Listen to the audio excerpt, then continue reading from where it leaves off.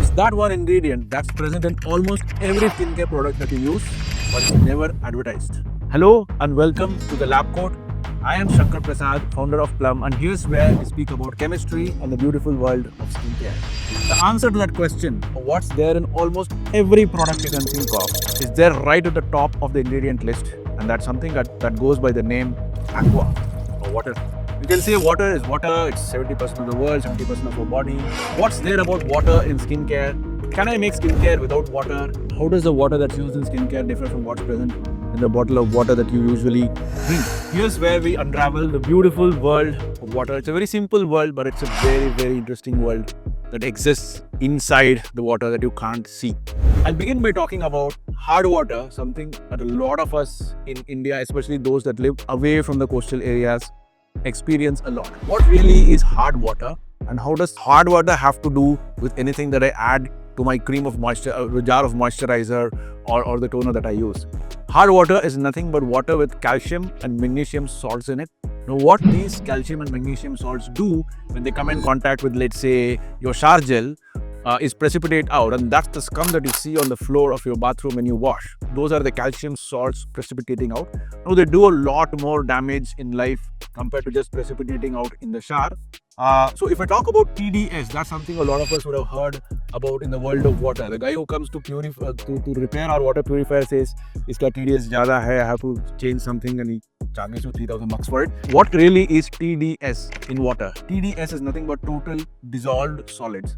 So the water that you see here looks pretty much clean and pristine, but there's a lot of dissolved stuff that's going on. So for example, if I just added salt to it and dissolved, common salt to it and dissolved, it's not going to be visible, right? So anything that's dissolved in water is TDS, and those are also called minerals, in a colloquial way. That's where the term mineral water comes from. Now, on a scale of hardness or on a scale of TDS, the more salts I have dissolved in the water, typically these are calcium and magnesium salts, and that's where you have higher hardness of water. Now, in the scale of hardness of water, let's start with the hardest water you can find in India. It's probably at a 2000 ppm of dissolved solids. That's like really, really, really hard water. Then when I come to the water that we get in our tap, typically the water that you drink off a tap, most purified water, that's at a TDS of close to 200 to 500 ppm. The guys who sell us mineral water, typically what they do is they remove everything from the water and then add back a little bit of the minerals, if it's called mineral water. So the mineral is maintained at a healthy around 100 ppm. Now the water that went into this toner, by the way, is at a 10 ppm or maybe even a 5 ppm of total dissolved solids. I need really pure water going into every single product that we make, and that is because the salts in the water can interfere with the chemistry of everything else that's going on in a formulation like this. So you got to solve for how much chemicals the water invisibly brings into your formulation, and which is why if you ask a cosmetic chemist, he's gonna say, I use DM water in my formulation. DM water is nothing but demineralized water. So you get rid of the minerals using ion exchange, reverse osmosis, any of these processes to get demineralized water into your product, which is as per the INCI nomenclature called aqua in our parlance, but it's really purified water.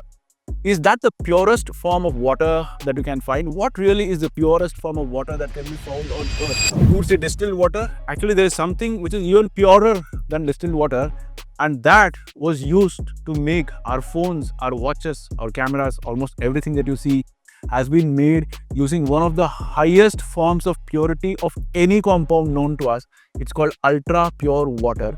It's got to have less than 1 part per billion of impurity. So the process used to make water that used to make semiconductor chips is actually one of the purest substances on earth, and that's where man has taken the purity of water. Thankfully, for our skincare, I can do with about 5 ppm of total dissolved solids, and hence get water that is there, just does the right thing that's needed for the formulation and doesn't interfere where it doesn't need to.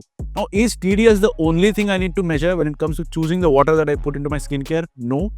The other very important thing, the one thing that we don't want happening in our skincare is microbial growth, bacteria, fungi growing in my cream, in my toner, in my face mask, in my face wash. That's something we ought to avoid. And for that, we need to make sure the water, which makes up most of the formulation, comes in pure. I, of course, have preservatives in most of the products to take care of something that gets introduced into the formulation later. But it doesn't help to start with stuff that is already teeming with microbes and then add preservatives to kill them. I need to start with water that is really, really pure from a microbial standpoint. The other thing I need to make sure with the water that I use in skincare is to make sure it's free of organic compounds that can feed bacteria that can enter the water. For example, when you use your fingers to scoop the cream from the jar, I don't want stuff there that's going to feed the microbes despite the preservatives being present. So I hope this little segment on water helped you understand something really interesting, something really insightful about an ingredient which goes into pretty much every skincare product you use, except the oils and the balms, which are completely oil based. So that's something we're going to cover some other day. I hope you liked today's segment on water, perhaps the simplest yet the most commonest substances used in skincare. Until we meet again the next time, this is Shankar signing off from the lab coat. Cheers, we have chemistry.